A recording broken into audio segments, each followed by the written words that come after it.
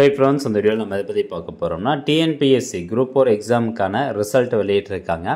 அந்த ரிசல்ட்டை எப்படி ஆன்லைன் மூலமாக செக் பண்ணுறது, உங்களுடைய குரூப் 4 எக்ஸாமுக்கான ரெஜிஸ்ட்ரேஷன் நம்பரை எப்படி நீங்கள் எடுக்கிறது அப்படிங்கிற தகவல் எல்லாமே இந்த வீடியோவில் நம்ம பார்க்க போகிறோம். ஸோ இதுக்கு நீங்கள் அந்த tnpsc.gov.in அப்படிங்கிற இந்த வெப்சைட் வந்து ஓப்பன் பண்ணிக்கோங்க. இதில் ஃபஸ்ட் எடுத்து கொடுத்துருக்காங்க பாருங்கள். 12/7/2025 முற்பகல் நடைபெற்ற ஒருங்கிணைந்த குடிமை பணிகளின் தேர்வு 4 பதவிகளுக்கான மதிப்பெண் மற்றும் தரவரிசை நிலை வெளியிடப்பட்டுள்ளன. ஸோ இந்த தடவை அந்த கம்யூனல் ரேங்க்கு இதெல்லாமே வந்து உங்களுக்கு ரிசல்ட்லேயே கொடுத்துருக்குறாங்க. ஸோ அதை எப்படி செக் பண்ணுறது அப்படின்னா, இந்த மதிப்பெண் மற்றும் தரவரிசை நிலை மார்க்ஸ் அண்ட் ரேங்க் பொசிஷன் அப்படிங்கிற இந்த ஆப்ஷனை கிளிக் பண்ணுங்கள். அதை கிளிக் பண்ணதும் நெக்ஸ்ட் உங்களுக்கு இந்த மாதிரி ரெஜிஸ்ட்ரேஷன் நம்பர், அதுக்கப்புறம் டேட் ஆஃப் பர்த்து, கேப்சா இருக்கும். அந்த கேப்சாலாம் என்டர் பண்ணிட்டு சப்மிட் கொடுத்தீங்கன்னா உங்களுக்கான ரிசல்ட் வந்து ஓப்பன் ஆகிடும்.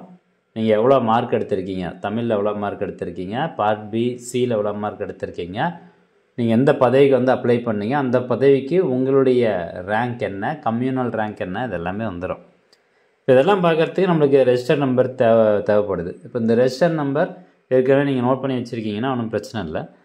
தெரியாதவங்க இந்த ஒன் டைம் ரெஜிஸ்ட்ரேஷன் இருக்குது பார்த்தீங்களா, நம்மளுடைய அந்த ஒன் டைம் ரெஜிஸ்ட்ரேஷன், நம்ம ஒன் டைம் ஒரு முறை பதிவு, அதில் போயிட்டு நம்மளுடைய யூஎஸ்ஐடி பாஸ்வேர்ட்லாம் போடுறதுக்கப்புறம் நம்மளுக்கு இந்த மாதிரி ஓப்பன் ஆகும். OTR one time registration open ஆனதுக்கப்புறம் இந்த இடத்துல பாருங்கள் அப்ளிகேஷன் ஹிஸ்ட்ரின்னு இருக்கா, ஜஸ்ட் இந்த ஆப்ஷனை கிளிக் பண்ணுங்கள்.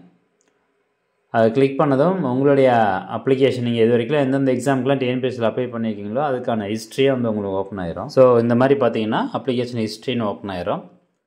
இல்லை கடைசியாக கீழே அப்படியே ஸ்க்ரோல் டவுன் பண்ணீங்கன்னா ஃபஸ்ட்டு இங்கே பார்த்துக்கோங்க, இது வந்து அப்ளிகேஷன் ஐடி நம்பர் இந்த காலமில் இருக்கிறது. அடுத்ததாக இருக்கிறது ரெஜிஸ்ட்ரேஷன் நம்பர். நம்மளுக்கு தேவை ரெஜிஸ்ட்ரேஷன் நம்பர் தான். அப்படியே ஃபுல்லாக ஸ்க்ரோல் டவுன் பண்ணிட்டு வந்தீங்கன்னா இங்கே கொடுத்துருப்பாங்க உங்களுடைய அந்த பேரை போட்டு. இது நோட்டிஃபிகேஷன் 7/2025 அப்போ வந்தது.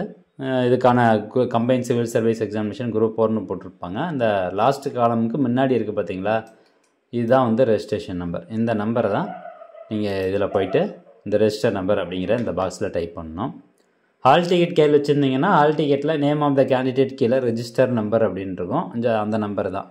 ஸோ அந்த நம்பரை காப்பி பண்ணி இதில் போட்டு டேட் ஆஃப் பர்த்து, உங்களுடைய டேட் ஆஃப் பர்த் என்னவோ அது கொடுத்துருங்க.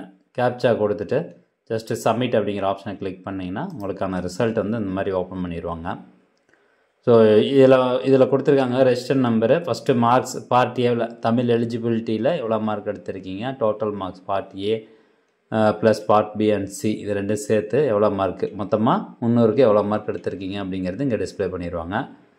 கம்யூனல் கேட்டகரி என்ன, உங்களது ஜெண்டரு, பிஎஸ்டிஎம் இதெல்லாம் கொடுத்துட்டு ரேங்க் பொசிஷன், இப்போ நீங்கள் என்ன பதவிக்கு அப்ளை பண்ணியிருக்கீங்க, இப்போ நீங்கள் டைப்பிஸ்ட்லாம் பண்ணியிருந்தீங்கன்னா அதுக்கான ரேங்க் பொசிஷன் வந்து கொடுத்துருப்பாங்க. இவங்க வந்து junior assistant and other post including பிஏஓக்கு தான் வந்து அப்ளை பண்ணியிருக்காங்க. ஓவரால் ரேங்க் 77,000, கம்யூனிட்டி ரேங்க் வந்து 27,000 இருக்காங்க. ஆனால் இந்த கட் ஆஃப் மார்க்குக்கெலாம் வந்து கஷ்டம்தான். மற்றபடி நீங்கள் கட் ஆஃப் மார்க்கை எவ்வளோ எடுத்தால் நம்மளுக்கு இதில் பதவி கிடைக்கும் அப்படிங்கிறது தனியாக நம்ம சேனலில் ஒரு வீடியோ போடுறோம். ஸோ ஃப்ரெண்ட்ஸ், இவ்வளோ தான். இது மூலமாக வந்து நீங்கள் ரிசல்ட்டை செக் பண்ணிக்கோங்க. கண்டிப்பாக மீண்டும் அடுத்த ஒரு நல்ல பதிவில் சந்திக்கலாம். கூடிய சீக்கிரம் வந்து கட் ஆஃப்னுடைய அனலிசிஸ் வந்து போடலாம். நன்றி, வணக்கம்.